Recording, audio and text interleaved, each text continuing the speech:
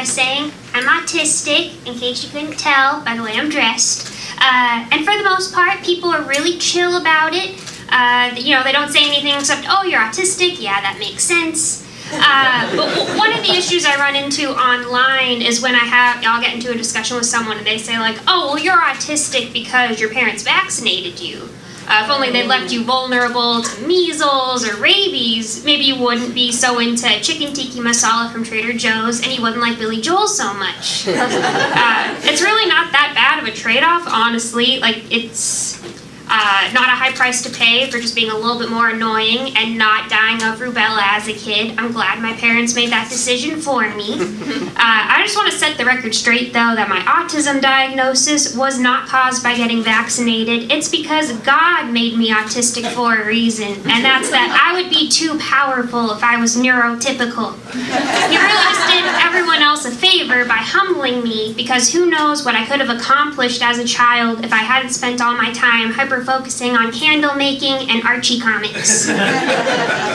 If you also couldn't tell, I identify as a queer woman. And I know, as a queer woman, you're probably thinking it's just going to be jokes about her sex life. And don't worry, I don't have any of those jokes. And you're going to understand why as I continue going on. As a queer woman, I mean, I'm really only attracted to women and like a handful of actors that are old enough to be my dad. So we start with Pedro Pascal, like that's a normal option. He's everyone's single space dad. Then we got Adam Driver. It's kind of unconventional, but it's not that uncommon. Then we got the dad from Bluey, and I don't mean that in a furry way, but in a I trust this man with my life kind of way. And the same goes for the mom from Bluey. Like, that is the only polycule I'd ever consider joining. Then above that, we've got Michael Shannon. He's kind of a weirdo, but he's really good at yelling, and I don't know what that says about me. And then at the top, we've got the king of 80s erotic cinema, Mr. James Spader. A lot of people don't know who that is, so I say, like, oh, he was on season 8 of The Office, and they say, oh, was that after Steve Carell left? I stopped watching after that, and I'm like, yeah, it was after he left. And then I can't say anything else that he's been in, or I'll expose myself as someone who spends too much time on the weird side of film Twitter.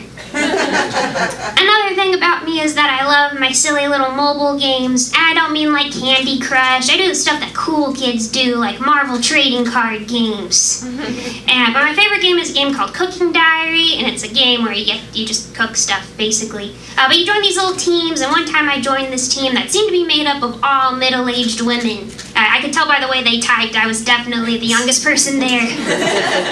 But they check in on each other, and they had these little storylines going from before I joined, and there was this really sweet woman who was giving us little updates about her relationship with her husband and how they'd been together for 20 years, and she was really worried he was going to leave her because they didn't feel like they were in love anymore, but she still loved him.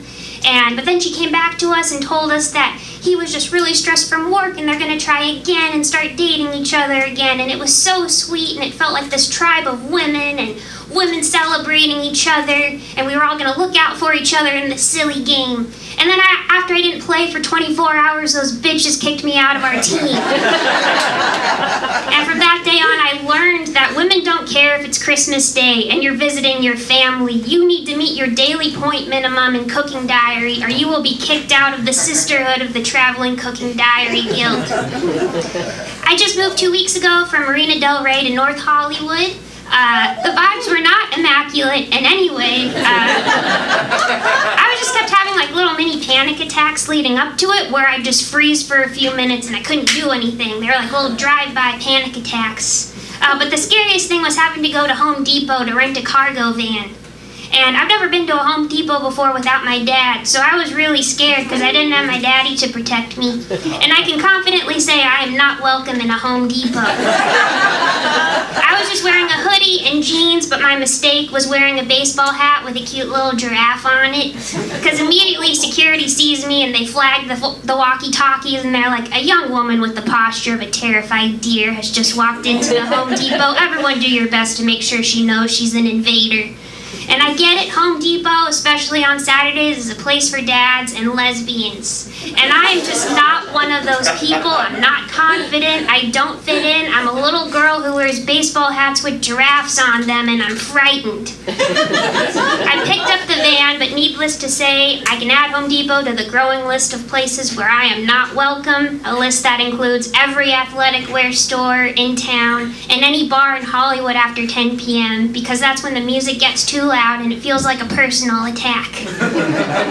One place I do feel really safe on is TikTok, and I am really worried the US government is gonna ban it because where the heck else am I supposed to go to find my Succession fan cams and re-uploads of Disney Channel promos from the 2000s? I need those things to live. Where else am I supposed to go to get my quick little dopamine hits? Alcohol? I'm on 2 different kinds of antidepressants. My brain is gonna melt. Drugs? I'm not cool enough for drugs. Sex? We've been over this. It's not an option. Videos of Tom Wobbs, I can't say his name, but Tom from Succession, edited to Boy's a Liar Part 2 are what get me through that 3 to 5 p.m. lull in the afternoon where I contemplate maybe I could just walk out of the building at work today and no one will ever know. I can just go live off in the wild.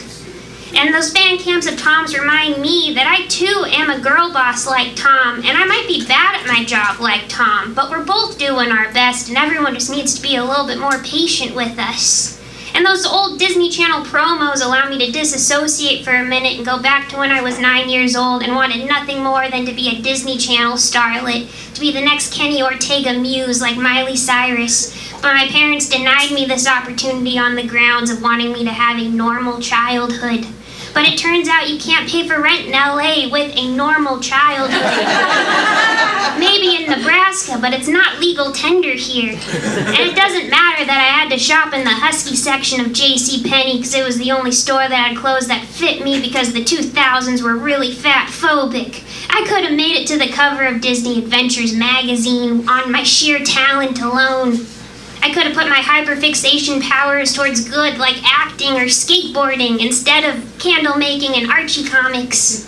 But I never know what I'm going to be able to have done, and we'll never know now because my voice may be giving young Disney sitcom starlet, but my body is giving Pixar mom.